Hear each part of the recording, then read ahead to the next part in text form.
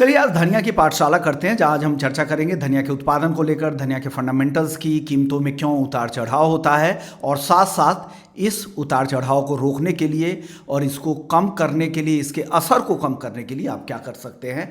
ये तमाम मुद्दों पे आज चर्चा करेंगे। तो शुरुआत कर लेते हैं धनिया के मास्टर क्लास की। सबसे पहले बात कर लेते हैं उत्पादन के नंबर की। धनिया भारत में सबसे ज़्यादा उत्पादन होता है और राजस्थान, गुजरात और एमपी ये तीन सबसे लीडिंग स्टेट है। और अन्य राज्यों में भी उत्पादन होता है, लेकिन सबसे ज़्यादा उत्पादन इन्हीं राज्यों में होता है। यही लीडर्स है, बाकी अन्य में छिटपुट उत्पादन होता है। बुआई की बात करें तो धनिया रवि सीजन का फसल है, जो अक्टूबर से दिसंबर के आसपास इसकी खेती होती है और हार्वेस्टिंग का टाइम जनवरी से लेकर अप्रैल तक का होता है। यानी जो क्रॉप की जो अवधि होती है वो 110 से लेकर 140 दिन के आसपास होती है। अब बात करते हैं इसके जो प्रमुख और एक्सपोर्टर हैं, जो एक्सपोर्टर्स कंट्री हैं, उसमें भारत तो है ही, क्योंकि भारत सबसे बड़ा उत्पादक है। इसके अलावा टर्की है, इजिप्ट है, चाइना है। तो ये कुछ ऐसे एक्सपोर्टिंग कंट्रीज़ है, रूस है, जहाँ से धनिया बड़े स्केल पे एक्सपोर्ट होता है। इंपोर्टिंग कंट्रीज़ में खाड़ी के सारे देश है, गल्फ नेशंस है, अमेरिका है, यूके है, जर्मनी है, तो यूरोजोन भी है, यूके भी है, अमेरिका भी है और खाड़ी देश भी है, जो सबसे बड़े इंपोर्टर है।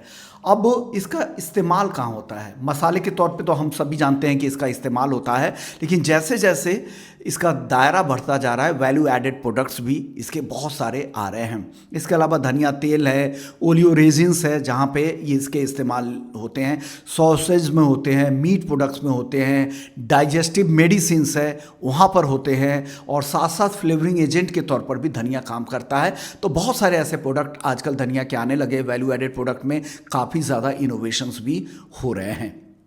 अब बात करते हैं, ये तो बात हो गई धनिया के उत्पादन की, लेकिन धनिया की कीमतों पर किन खबरों का सबसे ज़्यादा असर होता है? सबसे बड़ा असर तो होता है मौसम का, कि मौसम में को लेकर क्या स्थिति है, धनिया की फसल के लिए कंड्यूसिव है कि नहीं, अनुकूल है कि नहीं।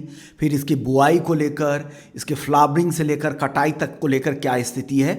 तो पूरा इन पर काफ़ी कुछ असर होता है। इसके अलावा घरेलू और एक्सपोर्ट डिमांड, घरेलू डिमांड कितनी है, एक्सपोर्ट डिमांड कितनी है, बाकी जो अन्य कंट्रीज जहाँ उत्पादन होते हैं वहाँ से किस तरह की सप्लाई की स्थिति रहती है, ये भी भाव पर काफ़ी हद तक असर डालते हैं। इसके अलावा एक्सपोर्ट के आंकड़े किस तरह के रह सकते हैं, एक्सपोर्ट डिमांड किस तरह की रह सकती है, सरकार की एक्सपोर्ट इंपोर्ट की पॉलिसी, साथ साथ इंटरनेशनल प्राइसेस, और एक और अहम है वो है कैरी ओवर स्टॉक, यानी पिछले सीजन से कितना कैरी ओवर स्टॉक आ रहा है। तो ये सारे फैक्टर हैं जो कीमतों पे असर डालते हैं। अब कीमतों पे असर डालते हैं तो कीमतों में उतार चढ़ाव भी काफ़ी ज़्यादा होगा। तो इसके लिए वायदा बाजार का टूल आपके लिए कितना कारगर है? तो अगर NCDX की अगर बात करें तो जो 5 मीट्रिक टन का ट्रेडिंग यूनिट है NCDX के कोरिएंडर के डेरिवेटिव मार्केट में, और कोटेशन जो है वो रुपये प्रति क्विंटल के आसपास, रुपए में इसका कोटेशन होता है, प्रति क्विंटल का भाव दिखता है। जो भी भाव आपको धनिया पे एक्सचेंज पे दिख रहा है वो 1 क्विंटल का भाव होता है, और जो टिक साइज होती है वहाँ पर वो 2 रुपये की होती है। एक्सपायरी जो होती है वो हर महीने की, हर कॉन्ट्रैक्ट महीने की, जिस महीने का कॉन्ट्रैक्ट है उसकी 20 तारीख को इसकी एक्सपायरी होती है। और अनिवार्य तौर पे अगर आप इस कॉन्ट्रैक्ट को एक्सपायरी तक होल्ड करते हैं तो यहाँ पे डिलीवरी आपको लेनी पड़ेगी, और डिलीवरी के लिए आपको टेंडर करना पड़ेगा, नोटिस देना पड़ेगा, आप अपने ब्रोकर्स को इन्फॉर्म करना पड़ेगा कि आपको डिलीवरी लेनी है। डिलीवरी के जो सेंटर्स हैं, गोंडल हैं, कोटा है, रामगंज मंडी है, तो ये सारे डिलीवरी के सेंटर हैं। लेकिन अब डिलीवरी किस तरह की होगी, इसके लिए NCDX ने क्वालिटी पैरामीटर्स भी बना रखे हैं। तो एक जो क्वालिटी पैरामीटर्स ये हैं कि मशीन क्लीन धनिया यहाँ पे ज़रूरी होता है, वही वेयर हाउसेस में एक्सेप्ट किए जाते हैं, और वहीं से वहाँ पर अगर आप बायर है तो आपको वही डिलीवरी यहाँ पे सेलर्स की तरफ से दी जाएगी। दूसरा पैरामीटर्स है जो मॉइस्चर कंटेंट होगा धनिया के अंदर, वो 8% से ज़्यादा नहीं होना, 8 से 9% तक होना चाहिए मॉइस्चर कंटेंट। तो ये कुछ पैरामीटर्स है, उसी आधार पर वेयर हाउसेस में माल जमा होते हैं। अब बात करते हैं कि वायदा बाज़ार की इतनी अहमियत क्यों है, क्योंकि इतने इंटरनेशनल लिंक्ड भी कमोडिटीज़ हैं और कई सारे खबरों का इस पर असर होता है, कैरी ओवर, फसलों क्रॉप की स्थिति को लेकर। ऐसे में भाव में उतार चढ़ाव काफ़ी ज़्यादा होते हैं।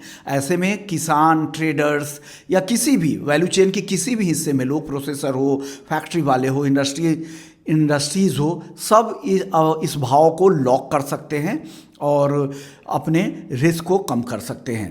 और फिर फ़ायदा ये होता है कि अगर आप फिजिकल में, अगर आपके पास माल है, किसान है, माल है या माल आने वाला है, तो आपको डर रहेगा कि भाव कहीं कम ना हो जाए।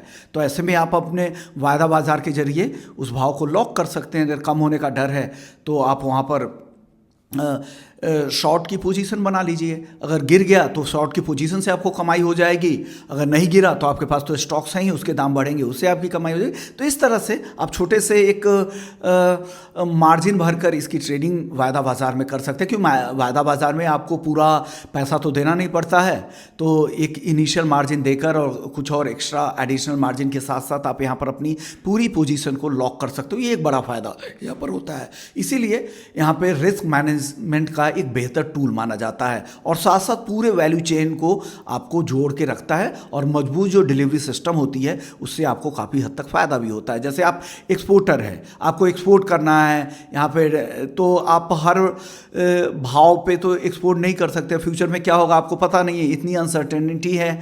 ऐसे में आप भाव को अभी ही लॉक कर सकते हो। तो ये सारे फ़ायदे होते हैं वायदा बाज़ार के। तो रिस्क मैनेज का बेहतर टूल्स है और यहाँ पर आप अपने कारोबार को बचाए रख सकते हैं, मार्जिन को बनाए रख सकते हैं। यही एक खूबी होती है वायदा बाज़ार की।